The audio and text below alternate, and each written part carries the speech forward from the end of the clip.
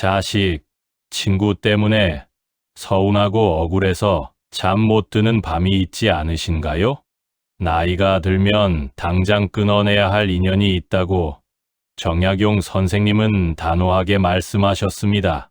오랫동안 쌓였던 답답한 짐을 덜어내고 남은 인생을 더욱 행복하고 단단하게 채워나갈 확실한 지혜를 얻으실 겁니다. 정약용 선생님께서 말씀하신 총 8가지 인연을 준비했습니다. 첫 번째, 꼭 끊어야 할 인연. 정약용 선생님은 맹목적인 관계는 독이 된다고 하셨습니다. 쓸모없는 인연에 매달려 시간을 낭비하는 것을 가장 경계해야 한다고 보았습니다. 남을 깎아내리거나 이득을 위해 이용하려 드는 사람과는 그 즉시 연을 끊어야 한다고 강조했습니다. 이들의 존재는 우리 마음을 병들게 하는 독소와 같으니 단호한 정리가 필요합니다. 이는 자기 자신을 지키는 중요한 방어수단입니다. 혹시 자식 문제로 끊임없이 돈 걱정에 시달리셨나요? 내 노후 자금마저 위협하는 아들, 부부의 금전적 요구에 밤잠을 설치지는 않으셨을까요? 힘들게 모은 돈이 줄어드는 통장 잔고를 보며 얼마나 허망하셨을까요? 무조건적인 희생을 당연하게 여기는 손녀의 배신 발언에 깊은 상처를 받으셨을 수도 있습니다. 오랫동안 가족을 위해 헌신했지만 돌아오는 것은 서운함과 배신감뿐이라면 우리는 이기적인 이들과 거리를 두어야 합니다. 나의 소중한 시간과 에너지를 일방적으로 빼앗아가는 관계는 더 이상 끌려가서는 안 됩니다. 노년에는 자신을 아끼고 사랑하는 것이 무엇보다 중요합니다. 나의 정신 건강과 경제적 안정을 위협하는 관계라면 그것이 아무리 가까운 가족이라 할지라도 단호하게 결단해야 합니다.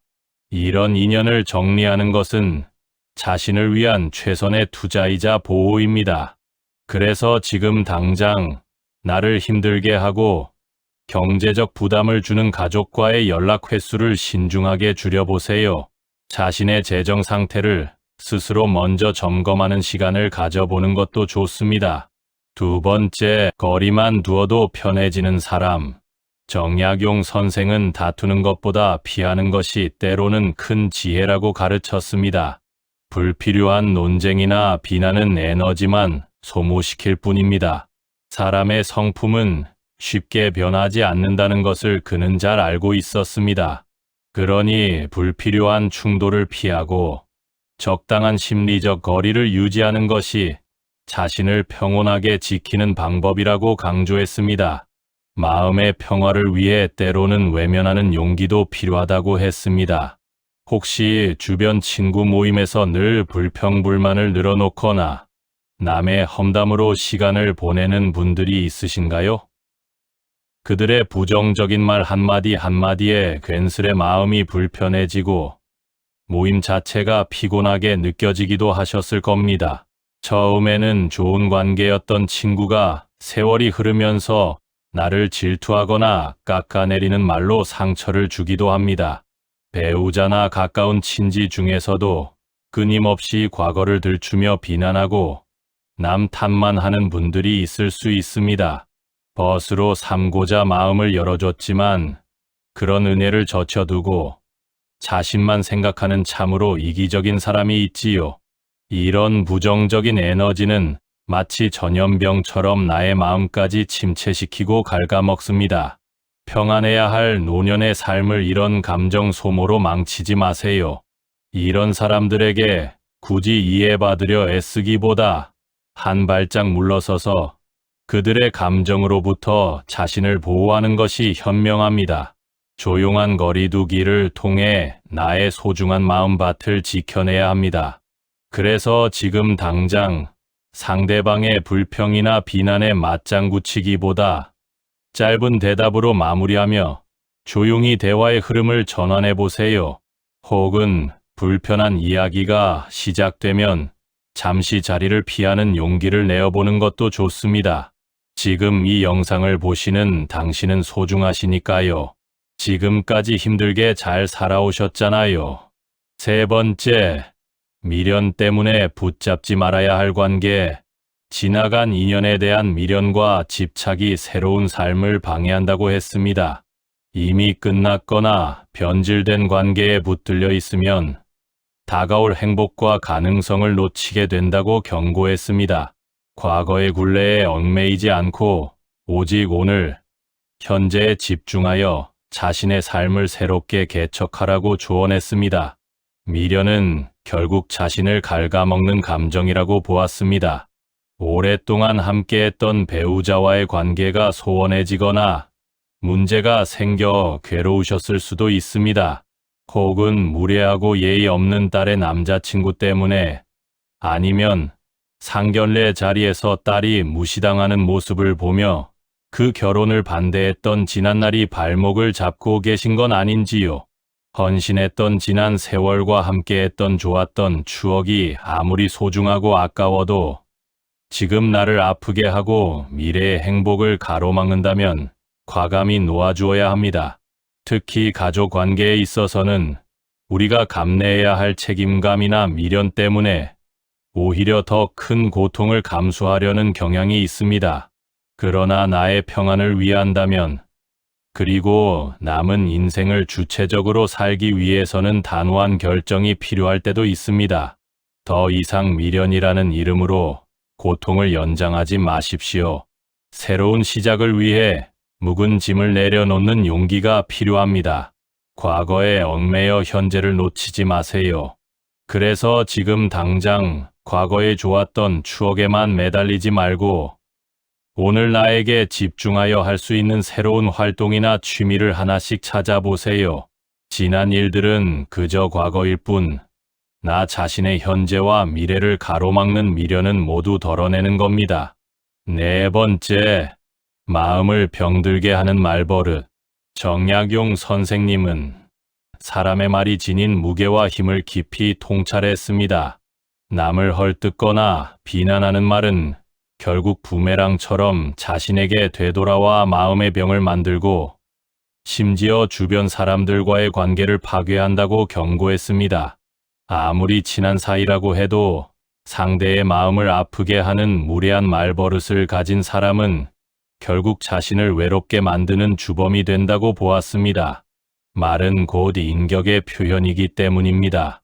혹시 자식, 친구 때문에 배우자나 자식이 무심코 던진 말 한마디가 가슴에 박혀 오랫동안 상처로 남는 경우도 있습니다. 나는 진심으로 걱정돼서 말해줬는데 상대방은 비꼬면서 듣는 경우가 있습니다. 참으로 안타깝지요. 이런 사람들의 말은 우리의 정신 건강을 조금씩 갉아먹는 독과 같습니다. 나를 진정으로 존중하지 않고 함부로 대하는 말을 반복하는 사람과는 그 어떤 좋은 관계도 오래 이어가기 힘듭니다. 서로 존중하고 배려하는 언어를 사용할 수 없는 관계는 건강한 노년을 위해 꼭 피해야 할 인연입니다. 이제는 나의 마음에 독이 되는 말을 더 이상 감내하지 마세요. 나의 귀와 마음을 보호하는 것이 중요합니다. 그래서 지금 당장 나를 존중하지 않거나 비난하는 말을 하는 사람과의 대화를 가능한 한 줄여보세요. 혹은 직접적으로 표현하기 어렵다면 대화 주제를 바꾸거나 다른 일로 바쁘다는 핑계로 자리를 피하는 지혜를 발휘해 보는 것도 좋습니다. 나를 지키는 것이 먼저입니다. 다섯 번째, 진짜 친구, 어려운 순간에 함께하고 내가 잘못된 길로 빠지지 않도록 따끔하게 충고해주는 친구야말로 진정으로 귀한 친구라고 했습니다. 눈앞의 이익이나 한때의 즐거움을 위해 맺어진 관계는 시간이 지나면 결국 변질되거나 허망해진다고 보았습니다. 따라서 그는 나를 아껴주고 진정으로 걱정해주는 진실한 인연을 평생 동안 소중히 여겨야 한다고 가르쳤습니다. 진정한 친구는 비 오는 날의 우산과 같다고 비유했습니다. 오랜 세월을 함께하며 친구라고 믿었는데 혹시 내가 잘 나가는 모습을 보며 속으로 시샘하거나 질투하는 친구가 주변에 있진 않으신가요? 그 사람하고 생각나는 사람이 없기를 바라지만 나의 기쁜 소식에 진심으로 함께 기뻐해 주기보다 은근히 깎아내리거나 뒷말을 하는 친구는 없는지 돌아볼 필요가 있습니다. 노년에는 물질적인 이득이나 화려한 배경이 아닌 내 건강을 진심으로 염려해주고 소소한 일상에서 따뜻한 위로와 격려의 말 한마디를 건넬 수 있는 친구가 무엇보다 소중합니다. 젊었을 때의 북적거리는 관계보다는 서로를 진정으로 위하고 힘든 일을 터놓고 이야기할 수 있는 몇 명의 벗이 훨씬 더 값진 존재입니다. 외로움을 느끼기 쉬운 시기에 서로를 위로하고 함께 건강한 시간을 보낼 수 있는 벗을 찾고 그 관계를 소중히 가꾸는 것이 중요합니다. 그래서 지금 당장 내 마음을 편안하게 해주고 나에게 긍정적인 영향을 주는 친구에게 먼저 연락해 따뜻한 안부를 전해보세요. 때로는 만나지 못하더라도 전화 한 통으로도 깊은 유대감을 느낄 수 있습니다. 좋은 인연은 노력으로 가꾸는 겁니다. 6번째, 나를 살리는 조용한 거리두기. 정약용 선생님은 복잡한 세상 속에서 홀로 고요히 자신을 성찰하는 시간을 가질 것을 강조했습니다.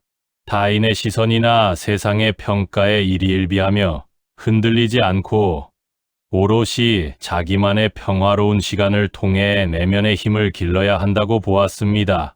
이것이야말로 외부의 번뇌로부터 벗어나 진정한 자유를 얻고 주체적인 삶을 살아가는 비결이라고 가르쳤습니다. 고독은 자신을 단련하는 시간인 셈입니다.